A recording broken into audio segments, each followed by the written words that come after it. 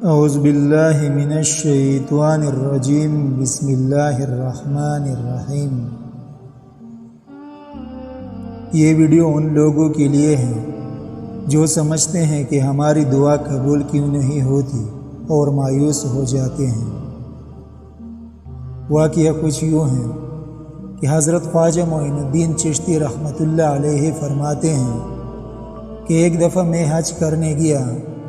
وہاں مینا، عرفات اور مزدلفہ میں نے ایک شخص کو دیکھا جو بلند آواز کے ساتھ بار بار لبیک لبیک پکار رہا تھا، اور غیب سے آواز آتی کہ لا لبیک لا لبیک۔ حضرت معین الدین رحمۃ اللہ علیہ فرماتے ہیں کہ یہ سارا ماجرا دیکھ کر میں نے اس شخص کو بازو سے پکڑا اور بر مجمع سے باہر لے آیا اور پوچھا کہ تجھے پتہ ہے کہ جب تو پکارتا ہے کہ اے میرے اللہ میں حاضر ہوں، تو عالم غیب سے حاطب کی آواز آتی ہے نہیں تو حاضر نہیں ہے؟ تو وہ شخص بولا ہاں معین الدین، میں جانتا ہوں، اور یہ سلسلہ پچھلے 24 سالوں سے جاری ہے۔ یہ میرا 24واں حج ہے۔ وہ بڑا بے نیاز ہے۔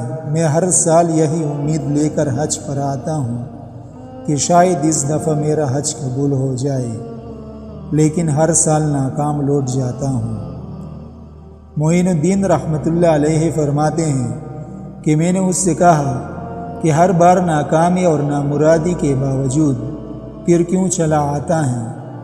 تو اس کی آنکھوں میں آنسو آ گئے اور وہ رندی ہوئی آواز میں گڑ گڑاتے ہوئے بولا کہ اے معین الدین، تو بتا میں یہاں نہ آؤں تو کدھر جاؤں؟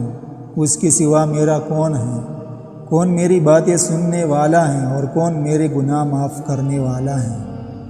کون میری مدد کرنے والا ہے؟ میں کس در پر جا کر گڑ گڑاؤں؟ کون میری داد رسی کرے گا اور کون میرا خالی دامن بھرے گا؟ کون مجھے بیماری میں شفا دے گا اور کون میرے گناہوں کی پردہ داری کرے گا؟ مجھے بتا، اگر کوئی دوسرا رب ہے تو بتا، میں اس کے پاس چلا جاتا ہوں۔ مجھے بتا، اس کے علاوہ اگر کوئی در ہے تو میں وہاں جاؤں، روؤں اور گڑ گڑاؤں۔ معین الدین رحمۃ اللہ علیہ فرماتے ہیں اس کی باتیں سن کر میری آنکھوں سے آنسو جاری ہو گئے، جسم پر لرزہ طاری ہو گیا، اور میں نے اپنے لرزتے ہاتھ بارگاہ الہی میں دعا کے لیے اٹھائے، اور کب کپاتے ہونٹوں سے ابھی صرف اللہ کو پکارنا شروع ہی کیا تھا کہ غیب سے آواز آئی کہ اے معین الدین، یہ ہمارا اور اس کا معاملہ ہے، تو پیچھے ہٹ جا۔ تم نہیں جانتے کہ مجھے اس کا اس طرح گڑ گڑا کر لبیک لبیک کہنا کتنا پسند ہے۔